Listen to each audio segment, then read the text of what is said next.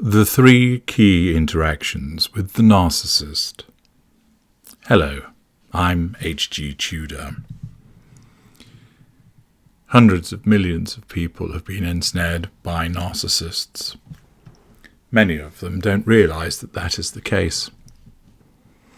The impact of the narcissist cannot be underestimated. The fact is, many people, unaware of what narcissism or what narcissists are, those that are caught in the fog of their emotional thinking, those that see that there's something wrong but can't put their finger on it, often find themselves flailing around as they attempt to resolve a problem using completely the wrong answers. This arises because there are so many people that provide information about difficult and abusive relationships that either have no knowledge of narcissism, or if they do, they simply don't understand it properly. This results in those individuals time and time again offering well-intentioned advice but completely incorrect information, which only causes the person to make mistakes. It means that people remain locked in a relationship with their abuser, thinking that somehow they can resolve it. It means that those individuals continue to try and patch up the problems in their relationship, unaware of the fact that they're dealing with a pathologically disordered individual who is never going to change. It means that they're left scratching their heads as to the behaviour of this family member, this loved one, a friend, a colleague, a boss. He said this on Monday, he did that on Tuesday. It doesn't make any sense. If it were me, but it isn't you. You see, you are not the narcissist. And you, understandably but incorrectly, seek to solve the problem by applying your own world lens to it. A common example is, for instance, the narcissist tells you on Monday evening how much he loves you, and then on Tuesday he's horrible to you and tells you he wants the relationship to end. Nearly every single victim approaches that situation by saying this, or words to this effect. He said he loved me on Monday, so if he loves me, why does he want to end the relationship on the Tuesday? He said on the Monday that he was completely in love with me, and then he just wants to end it? It doesn't make any sense. Why would you end a relationship when you love somebody?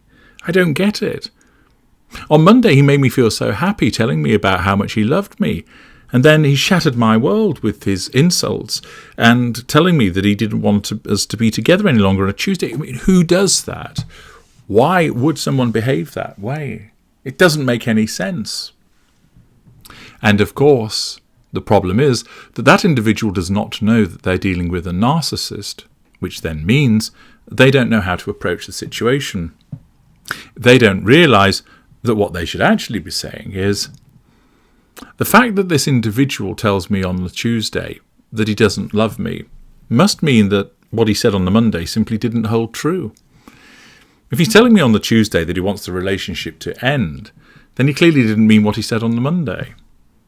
But people don't want to confront that.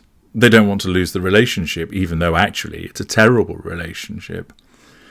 They don't want to admit that it has gone wrong. They don't want to lose out, because once upon a time they had the golden period and everything was wonderful and amazing, and they expect that they can somehow return to all of that. These are, of course, all mistakes. The fact is that there are so many providers of information about relationships who happen upon the dynamic between a narcissist and a victim and get it utterly, utterly wrong. Not only is their information incorrect, but it's often downright dangerous, providing information which causes that person to waste further time, effort, energy, money, emotion, and put themselves quite possibly in all types of danger in continuing to engage with the narcissist. It is also the case that the victims spend so much time scratching their head to try and understand why this person has treated them that way. First of all, they're hampered by the absence of knowledge that they're dealing with a narcissist.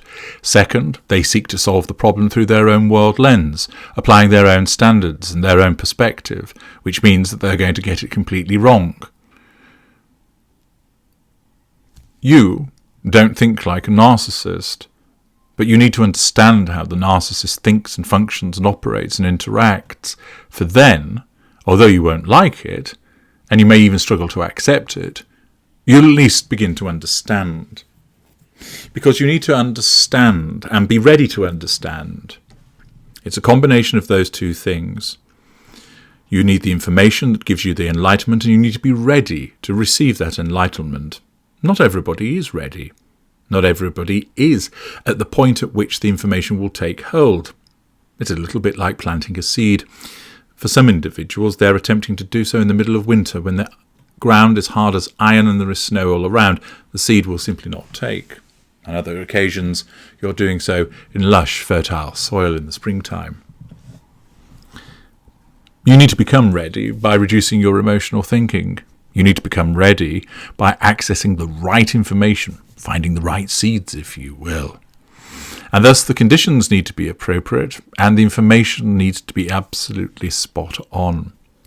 That's why my work rises above anybody else's in understanding when it is appropriate for you to attempt to understand and to furnish you with the most effective tools to enable you to understand. One of the key aspects of gaining understanding is to fully comprehend the nature of the interaction between you and the narcissist. You may think it is about this or about that. You're going to be woken up. You're going to have your mindset changed.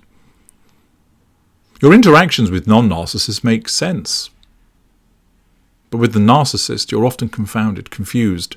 Why did she behave that way? What did he mean when he said that? Why has he reacted in that way? It doesn't make sense with regard to the circumstances. Access my information, and you will understand that you, the victim of a narcissist, whether familial, romantic, social, business, neighbourly, whatever it might be, only ever have 3 interactions. That's it. 3 interactions with the narcissist. Everything you do, everything you say, every involvement you have with the narcissist is broken down into one of 3 interactions. And you need to understand precisely what those 3 interactions are so that you no longer go off using information which is irrelevant or redundant, that you apply precisely the understanding of how a narcissist regards you and why the narcissist interacts with you.